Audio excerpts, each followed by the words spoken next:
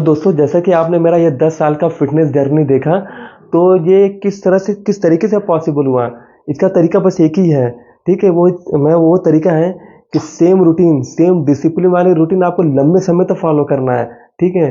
तो मेरा सोच हमेशा यही है कि आपको रूटीन में आना है, और जब तक मैं ज़िंदा हूँ ना, पूरे लाइफ़ टाइम यही रूटीन फ़ॉलो करता रहूँगा ना, तो मैं फिट रहूँगा। लेकिन लोग क्या सोचते हैं ना, उनके दिमाग में ये होता है कि वो टारगेट लेकर हमेशा चलते हैं।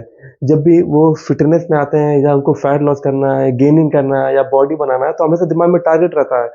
तो जब आप हमेशा अगर दिमाग में टारगेट लेके चलोगे ना, तो मैं 100% बता रहा हूँ, आप छोड़ दोगे, क्योंकि आपने दिमाग में टारगेट ले लिया है। आप पहले रूटीन में तो आइए। आपको हमेशा जब भी करना है ना, कि आप वो सेम रूटीन लंबे समय तक फ़ॉलो करना, पूरे लाइफ़ टाइम। आप फैट लॉस कर रहे हो, आपकी सारी चीज़ें ठीक है, आप प्रॉपर रूटीन फ़ॉलो करते रहोगे, तो एक ना एक दिन फैट लॉस हो जाएगा। लेकिन आपने टारगेट सेट सेट कर लिया ना, तो मैं 100% बता रहा हूँ, आप छोड़ दोगे एक ना एक दिन, ठीक है?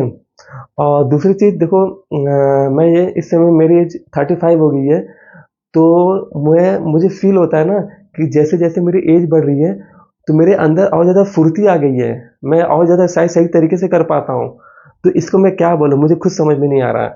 ये आप लोगों की दुआ है, ये मेरी मेहनत है, मुझे कुछ समझ में नहीं आ रहा है। और देखो, यहाँ पे मैं कोई भी अपने यहाँ पे तारीफ़ नहीं कर रहा हूँ, जो दिल से मैं बता रहा हूँ, रियलिटी बता रहा हूँ। जो लोग लोग मुझसे बोलते भी हैं कि आपकी एज बिल्कुल भी पता नहीं लगती है। आप लगते जिस तरह के एक्सरसाइज करते हो, आप जिस तरह तरीके से दिखते हो ना, आप लगते हो बिल्कुल 25 से 26 साल के। तो मुझे इतना खुशी मिलता है ना, मुझे ऐसा लगता है ना कि जो मेरा मेहनत है ना, 10 साल का फ़िटनेस का जो भी मेहनत है, मेरा वो स मुझे उसमें सक्सेस मिल गया, सफलता मिल गई। ज़रूरी नहीं है कि आपको पैसे मिलेगा तभी आपको सक्सेस होगा, ऐसा नहीं है। मैं इस तरीके से नहीं सोचता हूँ, मैं इस तरीके से नहीं सोचता हूँ। मुझे लगता है कि मैं किसी को मोटिवेट कर पा रहा हूँ, मेरी वजह से कोई मोटिवेट हो रहा है, तो मुझे इन चीज़ों से ना बहुत ज़्यादा बहुत ज़्यादा खुशी मिलती है।